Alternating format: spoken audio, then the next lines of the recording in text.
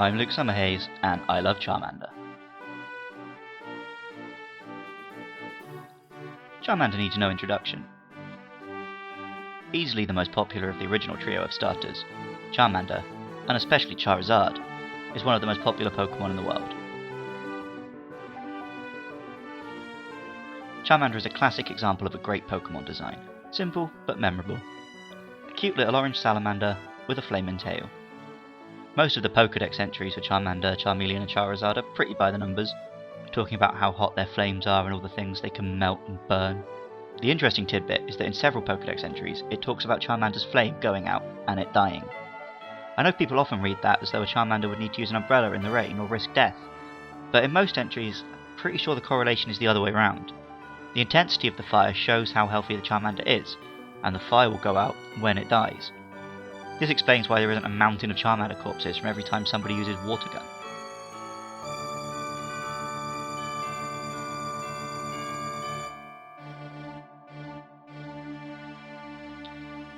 Charmander's name is pretty self-explanatory. Char refers to a state of burning, and then Mander, Melion, and Zard come from Salamander, Chameleon, and Lizard respectively. He's a fire lizard. It isn't rocket science.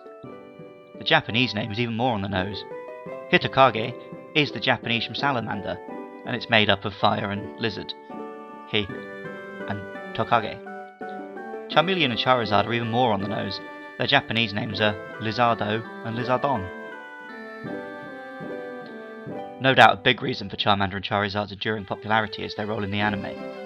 For the first few seasons, when Pokemon was at the peak of its ridiculous popularity, Charizard was the main cool, tough Pokemon among Ash's team of cute critters. Pikachu, Bulbasaur and Squirtle stayed as lovable, loyal animals throughout, but Charmander grew up and turned kinda mean. Charmeleon, to me, is the definition middle evolution. Taller and cooler than the cute Charmander, but without the special features that make Charizard iconic.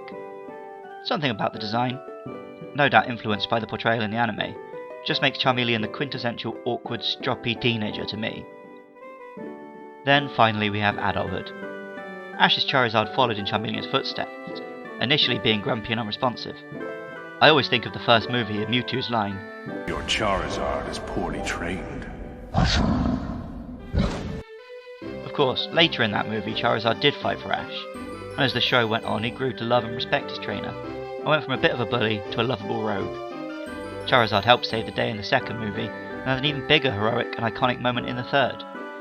These first three Pokemon movies are big deals for people of my generation because they were the ones that were shown in the actual cinemas in the UK. So seeing Charizard swoop in and fight Entei and save the day was proper punch the air stuff for me.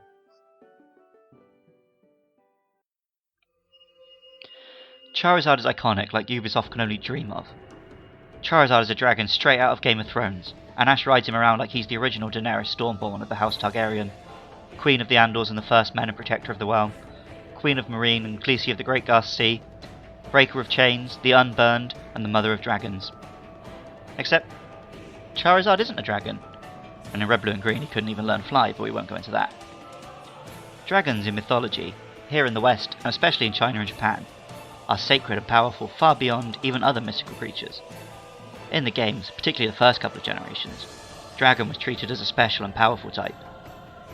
In most mythologies and fantasies where dragons are something powerful and ancient, there are other fire-breathing lizards who appear similar, but are of more natural origin. Think of Dark Souls, Monster Hunter, and even Lord of the Rings. Charizard will fall into this category, among drakes and worms and wyverns. Which makes sense, he's a starter Pokemon. He wasn't called into being by a wizard or born 1,000 years ago. He started as a cute little lizard and grew into a powerful Charizard over the course of journeying with his trainer. Growing and learning and evolving is the core value of the whole Pokemon franchise. Charizard, as one of the original starters, represents and embodies that, which is why it makes sense he isn't a dragon. It would dilute the point of the character if Charizard were a dragon, and it's good that he stays as fire and fly. In the 6th generation of Pokemon games, the original starters returned and gained Mega Evolutions to boot. Charizard again showed off that it's the most popular, gaining not just one but 2 Mega Evolutions, one for each game. Mega Charizard Y turns Charizard up to 11. His spikes are spikier, his wings are wingier, and he just looks a bit more Charizard. Mega Charizard X colours it black like the shiny and makes Charizard a dragon. Fine then, I guess I was wrong. To me, this goes to show why the Mega Evolution idea wasn't really very Pokemon. Even at the time, everyone compared it to Digimon and Digivolution. And it does feel much more like that than the classic Pokemon theme of growing and evolving and training.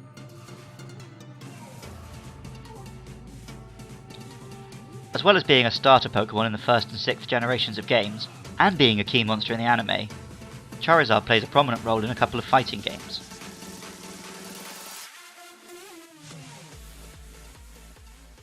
Of the 3 Pokemon used by the Pokemon Trainer in Smash Bros. Brawl, only Charizard returned on the 3DS and Wii U games.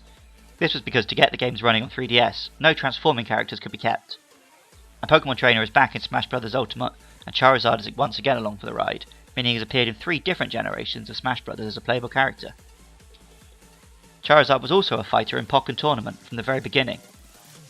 My main memory of Charizard in Pokken was that it was used by one of my best friends, Amelia, and it took me literal months to get good enough to actually beat her. If we played random, we were pretty evenly matched, but I just could not beat her Charizard. To the point that one night we were playing against each other online and her mum was watching, and suggested that she let me win so I wouldn't feel bad. She didn't, she just continued to bully me with her big powerful Charizard.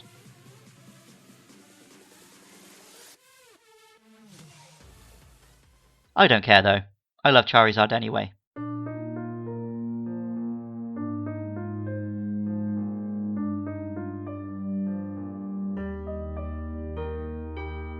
Music for Luke Loves Pokemon is by Jonathan Cromie, and artwork for the podcast was by Katie Groves. You can follow us on Twitter and Facebook at LukeLovesPKMN, and you can email the show at lukelovespkmn@gmail.com.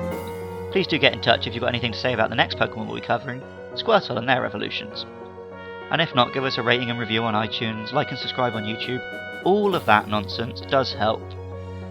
And remember, I love Pokemon, and I love you too.